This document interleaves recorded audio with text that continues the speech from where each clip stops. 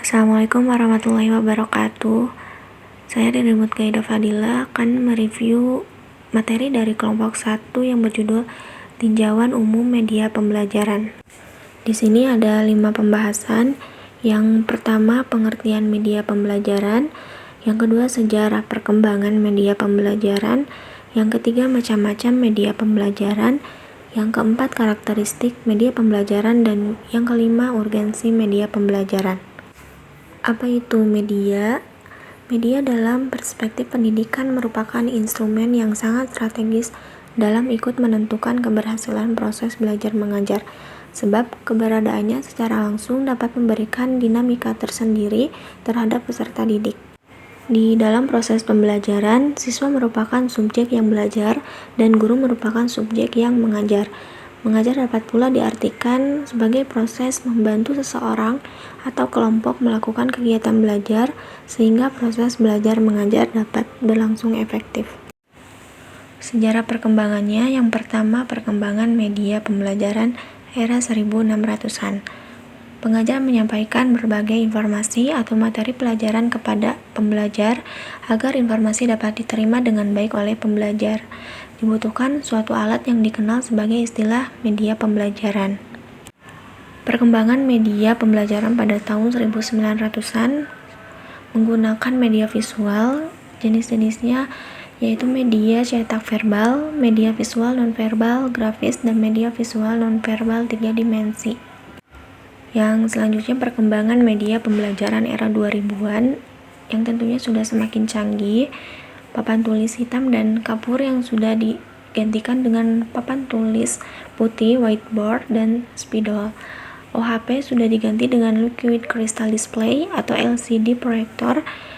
Generasi pembelajaran yang sudah dikelompokkan berdasarkan kurun waktu kelahirannya. Yang terakhir, perkembangan media pembelajaran era abad 21.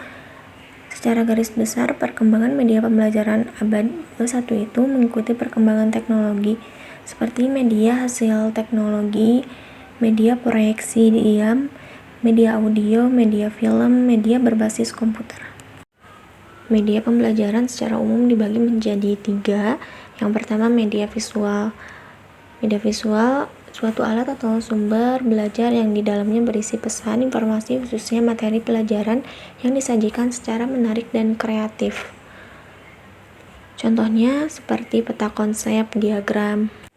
Untuk kelebihannya, dapat mengatasi keterbatasan pengetahuan yang dimiliki oleh peserta didik, namun kekurangannya kurang praktis dalam penggunaannya.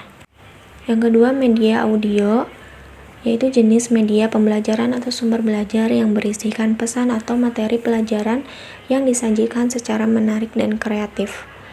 Macam-macamnya, laboratorium bahasa, radio, dan alat perekam pita magnetik. Kelebihannya, media mudah dibawa dan dipindahkan sehingga mudah dalam penggunaannya. Untuk kekurangannya, media ini bersifat abstrak karena hanya berupa suara saja sehingga hal tertentu juga memerlukan bantuan visual.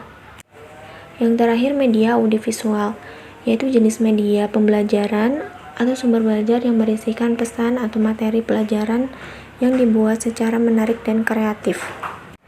Yang terakhir, media audiovisual, yaitu sumber belajar yang berisikan pesan atau materi pelajaran yang dibuat secara menarik dan kreatif menggunakan indera pendengaran dan penglihatan. Macam-macamnya, yang pertama audiovisual murni, yang kedua audiovisual tidak murni. Contohnya seperti televisi, video kaset, film. Untuk kelebihannya, pemakaian tidak terikat waktu dan sangat praktis serta menarik. Kekurangannya, untuk media film bingkai suara harus memerlukan ruangan yang gelap. Karakteristik media pembelajaran, yang pertama ciri fiksatif, yang kedua ciri manipulatif, dan yang ketiga ciri distributif. Urgensi media pembelajaran, yang pertama untuk meningkatkan mutu pembelajaran, yang kedua sebagai tuntutan paradigma baru, yang ketiga suatu kebutuhan pasar, dan yang terakhir visi pendidikan global. Sekian, wassalamualaikum warahmatullahi wabarakatuh.